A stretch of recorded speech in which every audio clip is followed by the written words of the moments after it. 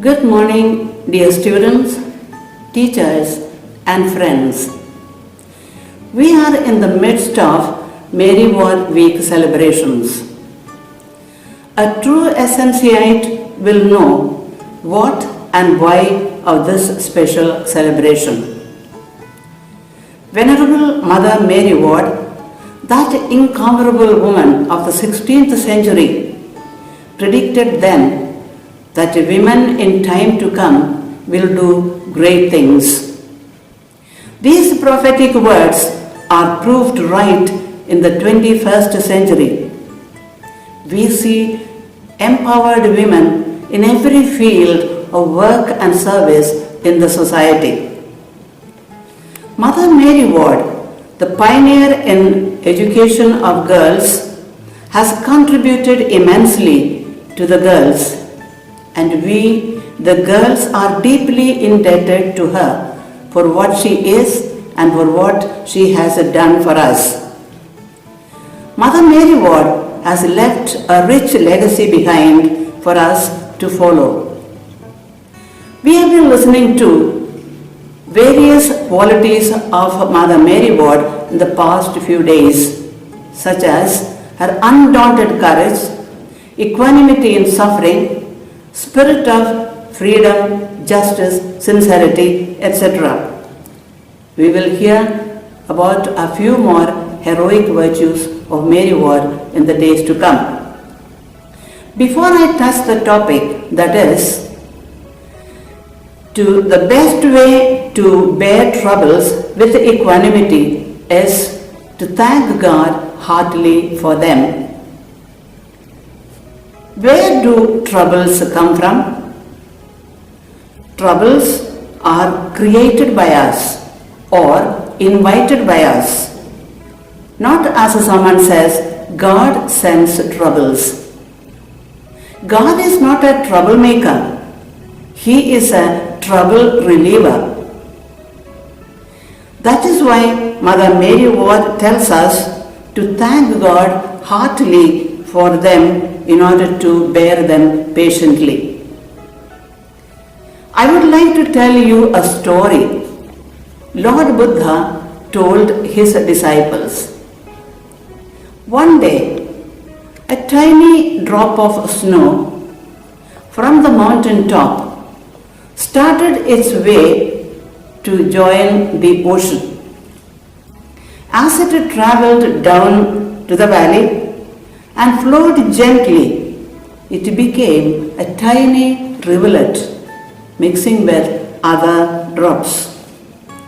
It became bigger and wider into a stream maintaining its pristine glory. On its way, it saw the plants and trees of the earth, sweet-smelling flowers, lively chirping birds, whispering winds and breezes. This little drop, happy-go-lucky as it was, went on playing with them and having high fun on its way. These birds and on the branches alongside showed him a little hole aside. It was full of dirty water in it. Our naughty drop of water thought, I am tired of flowing in this way. I would like to have some fun and frolic. After all, life is given to us to enjoy it thoroughly. It could not resist the temptation, so it jumped into that dirty pitch. There came this one small distraction. This dirty pitch spoiled the entire life of this small, tiny drop of water. When it got out of that dirty hole, it let out a loud screech. Ouch! What has happened to me? That pristine drop of water had become horrible to look at. In order to retain its original beauty, it tried to rub itself against anything that came its way, but in vain. Lord Buddha awakens the disciples, saying, that little water, which had the pearly white glow, became dirty and joined the ocean and lost forever. This is what happens to us. Our lives, when we indulge in useless, thoughtless, ridiculous enjoyment without thinking of what would happen to us. Once ruined, it is next to impossible to retain the original glory. Each one of us is like this pure, white, pearly snow when we are born. God has created only children, not adults. Children grow up and develop into adults. While we sing and dance and make merry in life, unaware of the dangers lurking behind, the devil drags us into dangerous whirlpools to ruin our joy and happiness. He does not want us, for that matter, he does not want anyone to enjoy that heavenly bliss. Here comes the subtle, seemingly innocent fun. Then begin troubles in our lives. Troubles are bound to happen. Beware of them. If we ignore them, the evil one will take advantage of us. He will ditch us and leave us in the lurch. Realize the mistake, resolve not to repeat it, and thank God for the lesson we have learned from that misdeed. With a sincere heart, repent of the folly we have committed, and we will see miracles happening in our lives.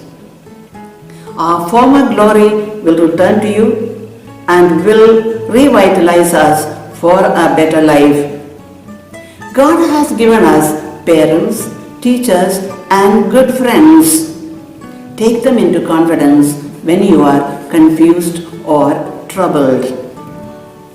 Mother Mary Ward highlights this truth when she is admonishing her sisters and later on her students. A wrong decision taken without much consultation will kill our peace of mind. Instead of crying over the spilt milk, healthy attitude we create within us and thank God for the good lessons they have taught us. Let us take the example of the year that is past, 2020, giving us endless troubles and heartaches, but made us strong. The path was long, but we walked it with a song. There were fears, tears, and cheers as we traveled the year. God doesn't want us to be the best. He just wants us to do our best, and God will do the rest. We should not hate the events that take place in our lives. Instead, thank God for them. When the tiny coronavirus upset the whole world, I have heard many people say, I am sick of 2020. Forget 2020. What a horrible year. Get rid of it. Bring in 1st January 2021, etc. Well, 2020 is a year we will never forget. But to hate it and to wish it away will mean that we are letting go of this great opportunity of learning some of the most crucial lessons 2020 has taught us. All of us and some more than us have learned patience waiting for a normal life to begin. We have also learned to live with the minimum. We have adapted ourselves to the given situations never before. Some of us have been healed from personal tragedies.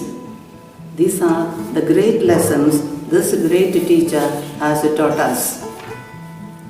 Life will never suddenly change on 1st of January. Our problems, our tragedies will not go away because the date has changed.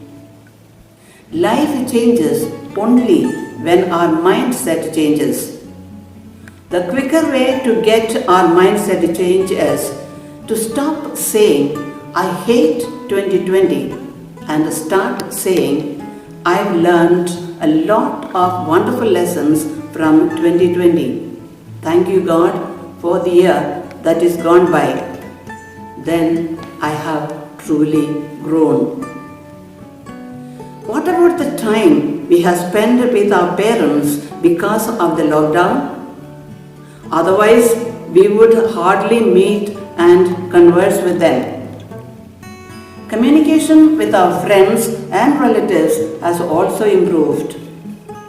We are on a better position to be with them and enjoy life in a more creative way.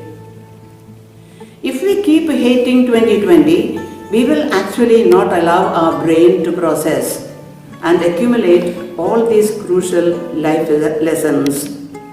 If we want to grow and really want to evolve, we must befriend pain and must face challenges. So, instead of thinking negatively about the year that is gone by, enter into the new year with utmost respect and honor for 2020 and with an attitude of gratitude too. Gratitude is a great attitude, you know. Let us focus on what we have and not on what we don't have. We all have matured and grown in different levels within just a year. So, 2020, the year that is gone by, honor it, respect it, and with that mindset, enter into the new year. This pandemic has taught all of us one thing, that the corona attacked all, irrespective of caste, creed, color, wealth, etc. Moreover, we are human beings and we need God. A disaster can happen to anybody. This pandemic taught us one more thing. Look, no matter what we are going through, we will have a chance to say thank you to God simply because we are still breathing. To say thank you to God for a million other things, especially for the fact that He had been good to you and to me. So, take a minute to say thank you to God, because it is not only gives us time to remind ourselves of how special we are in His holy hands, but also gives us that unusual opportunity to look forward to greatness that God gives you and me. Believe it for greater good that God has planned for us. God stood by our side, therefore it had been a year of triumph. Mary Ward was a person who walked the talk. She has gone through innumerable troubles, pains, humiliations and hardships, but we do not hear a word of complaint or a sigh of disappointment. Instead, she knelt in prayer to thank her Lord and Master, believing that all will turn out to be for the good. There are two ways to be happy: improve your reality or lower your expectations. God is our strength. Every pain gives a lesson, and every lesson changes a person.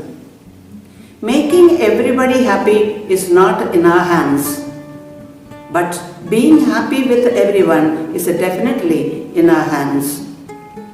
The importance of good people in our lives is just like the importance of heartbeats. It's not visible, but silently supports our lives. The paths to the future are not found but made, and the making of those pathways changes both the maker and the destination. Let me grow in the awareness of what is in my control and what is not in my control. At least today, let me live this principle. One day at a time. This is my prayer for you today and all the days to come.